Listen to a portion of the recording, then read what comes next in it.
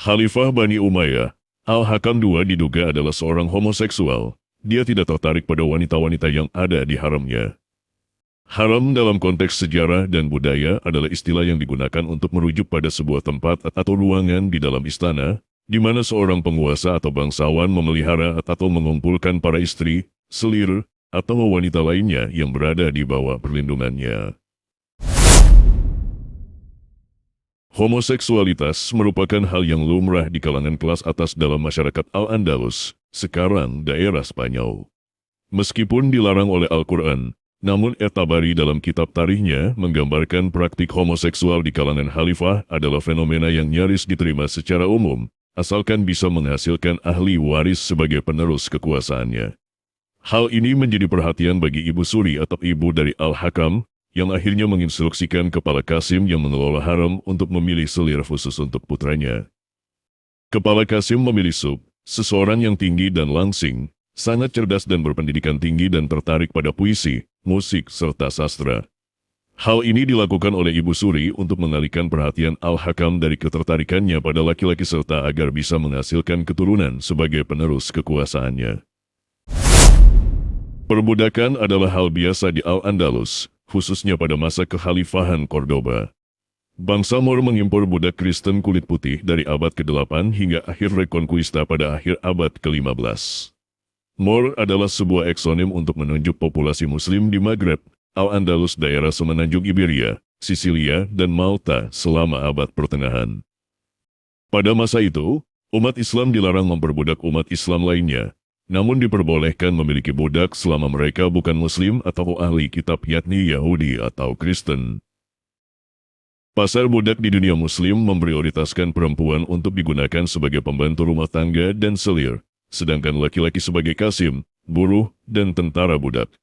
Perdagangan budak pada masa itu menjadi pilar ekonomi bagi kerajaan Islam di Al-Andalus pada abad ke-8.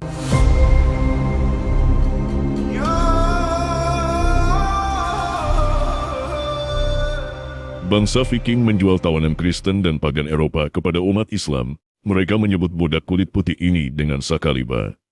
Sebagian besar sakaliba wanita dijadikan budak selir di haram kerajaan, sedangkan budak laki-laki dijadikan personel administrasi di istana.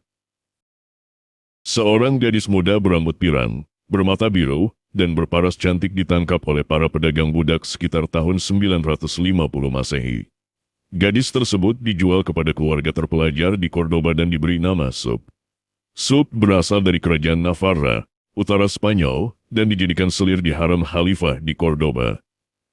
Selama bekerja, Sub belajar membaca dan menulis dalam bahasa Arab.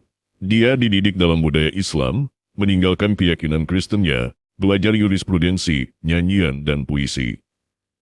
Di antara 6.300 perempuan, Sub menjadi selir favorit di haram Khalifah Cordoba. Ia sadar akan kecenderungan seksual Khalifah, sehingga ia memutuskan untuk mengenakan pakaian pria dan minta dipanggil dengan nama laki-laki Jafar.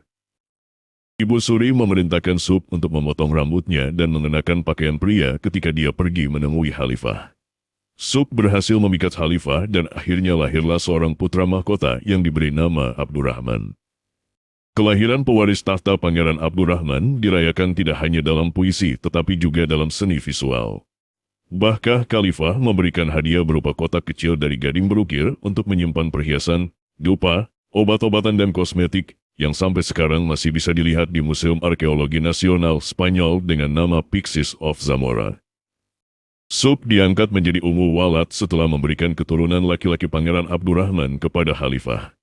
Namun sayang, putra mahkota meninggal ketika ia baru berusia 8 tahun.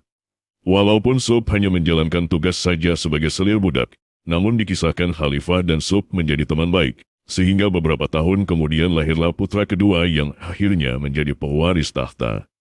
Gelar walad diberikan kepada selir budak yang telah melahirkan anak majikannya. Pada tahun 976 Masehi, Al-Hakam II meninggal karena penyakit pitam atau mungkin kita sebut sekarang sebagai penyakit stroke ketika dia baru berusia 50 tahun. Pada saat itu pewaris tahta baru berusia 11 tahun. Sub walad kini menjadi Ibu Suri yang baru, wanita paling penting di kekhalifahan Cordoba.